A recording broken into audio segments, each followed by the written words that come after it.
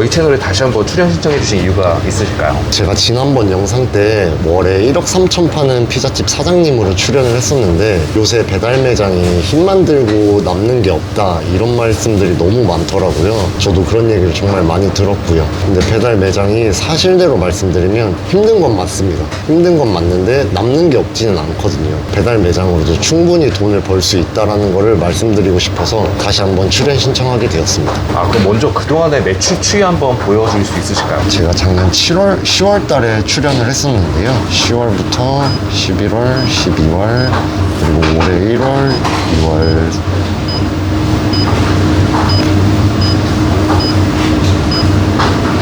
이렇게 쭉 1억 이상 유지하고 있습니다. 그럼 배달 매장으로 어떻게 돈 벌 수 있는지 알려줄 수 있으실까요? 네네, 매장이 조금 번잡스러워서 조용한 곳으로 이동해서 이야기 나누시죠. 매장은 현재 몇 개 정도 운영하고 계신 거예요? 저희가 지금 상수 본점을 시작으로 해서 8개의 직영점 운영하고 있습니다. 그럼 지금 다른 매장들 매출은 어느 정도 되는 거예요? 다른 직영점들도 매달 8천만 원 정도 평균 기록하고 있습니다. 다 배달만 하는 매장인 건가요? 네네, 다 배달 전문점들입니다. 그럼 마진은 한 1억 기준으로 했을 때 한 몇 퍼센트 정도 되는 거예요? 마진율로 보자면 평균적으로 매달 10%에서 15% 사이 정도 됩니다. 요새 유튜브나 뉴스를 보면 배달 매장으로 돈 벌기 힘들다 이런 얘기 정말 많이 하잖아요. 단도직입적으로 배달 매장으로 돈 벌 수 있는 거예요? 네, 충분히 벌 수 있습니다. 저도 요새 배달 매장이 힘만 들고 돈은 못 번다는 얘기를 정말 많이 듣고 있어요. 근데 배달 매장 일이 사실 힘든 건 맞습니다. 신경 써야 될 부분도 많고 해야 될 일도 많고 힘든 부분이 사실이지만 충분히 돈 버실 수 있어요.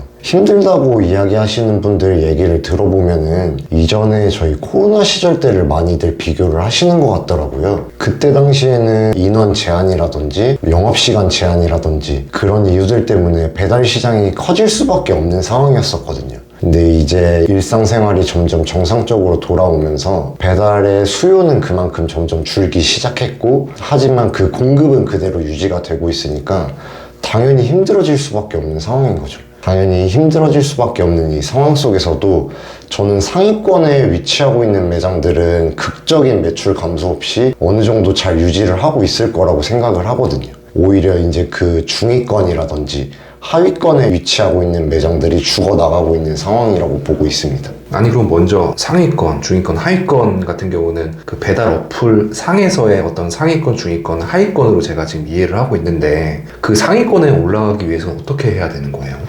저는 너무 간단하다고 생각을 하는데요. 배달 주문이라는 게 어플을 통해서 들어오는 거잖아요. 그럼 그 어플 내에서 우리 가게가 상단에만 계속 지속적으로 노출될 수 있게 한다면 그만큼 많은 고객님들한테 저희 가게가 노출이 되잖아요.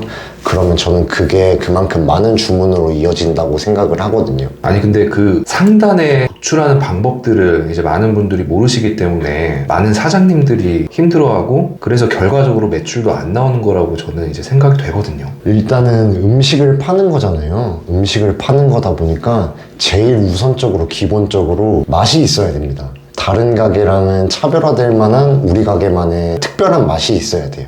그 다음으로는 이제 비주얼적인 부분이라고 할 수 있는데 고객님들이 어플을 통해서 주문을 하시는데 그 어플에 음식 사진 하나 제대로 등록하지 않은 가게들이 진짜 수두룩 빽빽 하더라고요. 대충 핸드폰으로 찍어서 올리시거나 아니면 어디서 퍼온 사진으로 등록을 하시거나 심지어는 그냥 아예 아무 사진도 등록하지 않은 가게들이 진짜 많더라고요.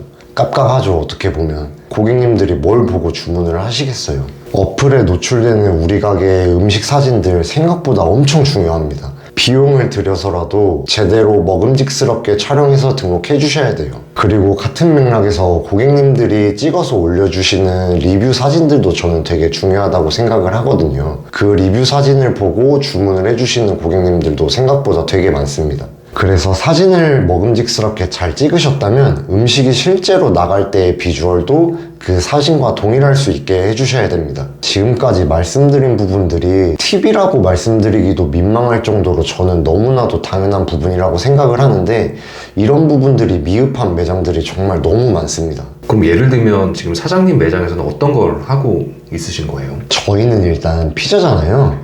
모든 피자에 기본적으로 들어가는 토마토 소스를 저희는 시중에서 쉽게 구할 수 있는 시판 제품이 아니라 저희가 자체적으로 개발한 레시피대로 토마토 소스를 직접 만들어서 사용하고 있고요. 도우 같은 경우에도 드시는 분들이 밀가루의 그 더부룩함을 조금 줄일 수 있도록 도우 반죽에 발효식초를 첨가해서 만든 저희만의 특허 도우를 사용하고 있습니다. 음식 사진 같은 경우에도 전문 포토그래퍼를 고용해서 먹음직스럽게 잘 찍어서 등록해 두었습니다. 그럼 기본적으로 그런 것들이 갖춰졌다. 그럼 그 이후에는 어떻게 해야 되는 거예요?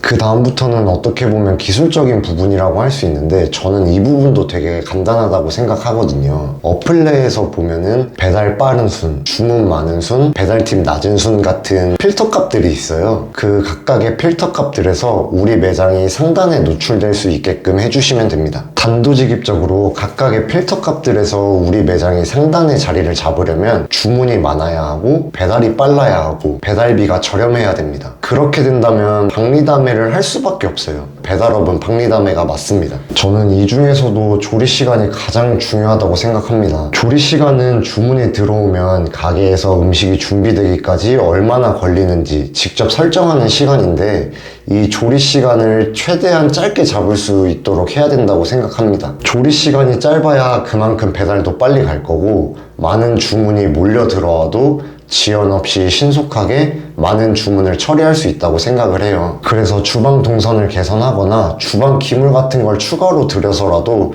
그 조리 시간을 최대한 짧게 잡을 수 있도록 해야 된다고 생각합니다. 그렇게 구조를 개선했다면 그 다음으로는 솔직히 말씀드리면 몸을 갈아 넣어야 돼요. 그럼 사장님 같은 경우에는 어떻게 하셨어요? 저도 초반부에는 매장을 상단에 자리 잡게 하기 위해서 진짜 몸을 그대로 갈아 넣었습니다. 그리고 맛과 비주얼 같은 기본적인 요건이 갖추어지고 난 다음에는 조리 시간을 줄이는 데 많은 노력을 기울였던 것 같아요. 저희는 음식이 피자라서 10분 정도면 음식이 준비가 되는데 여기서 주방 동선을 좀 더 효율적으로 개선을 하려고 주방 내부 공사도 몇 차례 진행을 했었고요. 조리 시간이 5분이 최소 시간인데 주문이 많이 몰리는 피크타임에도 저희는 최소 시간 5분을 유지를 하기 위해서 피자를 굽는 컨베이어 오븐도 한 대 더 추가로 구매해서 지금 사용하고 있고요. 또 최대한 많은 시간을 할애해서 매장에 상주를 하고 있었고 새벽에도 수요가 있는 지역이라고 판단이 돼서 24시간 영업을 한 적도 있어요. 그러고 보니 지난번 영상에서 매출이 1억 원이 넘는데 사장님이 매장에서 일을 하고 있는 게 믿음이 안 간다라는 댓글을 봤습니다. 아마 자영업을 하고 계신 사장님들은 다들 공감을 하실 거라고 생각을 하는데 사장님이 매장에 상주를 하는 거는 진짜 당연한 거예요. 매출이 어느 정도 잘 나오고 매장도 나 없이 오토로 잘 굴러가니까 이제 조금 편하게 쉬면서 돈 벌고 싶다라는 마인드는 그냥 진짜 폐업으로 가는 지름길로 가시는 겁니다. 매장이 바쁘면 바쁠수록 더 자주 오셔서 더 자주 들여다보셔야죠. 저 같은 경우에는 저는 지금도 최대한 자주 매장에 가고 있습니다. 매장에 가서 같이 일하는 친구들이랑 농담도 하고 장난도 치면서 일하는데 뭐 불편한 부분은 없는지 물어도 보고 있고요. 더 효율적으로 개선할 수 있는 부분은 있는지 수시로 확인도 하고 있고 원가율에 바로 직결되는 토핑 재료들의 양이 과하거나 부족하지 않은지도 제가 직접 수시로 들여다보고 있습니다. 또 주문이 많이 몰리는 피크타임 때 음식의 품질이 잘 유지되어 나가고 있는지 수시로 들여다보고 체크하고 있는데도 저는 이것도 부족하다고 생각하고 있거든요. 이런 와중에 왜 사장님이 한 달에 1억 넘게 파는데 매장에서 일을 하고 있냐? 이런 댓글을 보니까 진짜 너무 답답하더라고요. 말이 안 통하는 느낌이었습니다. 그럼 배달 상위권에 자리 잡기 위해서 또 추가적인 팁 같은 건 또 있을까요? 저 같은 경우에는 초반부에 마케팅 비용이라고 생각을 하고 쿠폰이라든지 무료 배달이라든지 제가 가능한 선에서 최대한 파격적인 조건을 제공을 해드렸던 것 같아요. 그렇게 해서라도 최대한 많은 고객님들께 일단 한 번은 먹여봐야 한다고 생각을 했습니다. 일단 한 번은 먹어봐야지 그게 추가적인 재구매로 이어지는 거잖아요. 그래서 저는 많은 가게들이 쉬는 명절 연휴 같은 날 이런 날 꼭 영업을 하시라고 추천드리고 싶어요. 많은 가게들이 쉬는 날이다 보니까 처음으로 저희 가게에 주문을 해주시는 고객님들의 비율이 상당히 많은 날이거든요. 이날의 기억이 좋게 남으셨다면 이제 추가적인 재구매로 이어지는 거죠. 제가 드릴 말씀은 여기까지고 이게 도움이 되셨을지 모르겠지만 최대한 도움이 되셨으면 좋겠습니다. 이제 매장이 조금 바빠질 시간이라서 다시 매장으로 이동해 보겠습니다.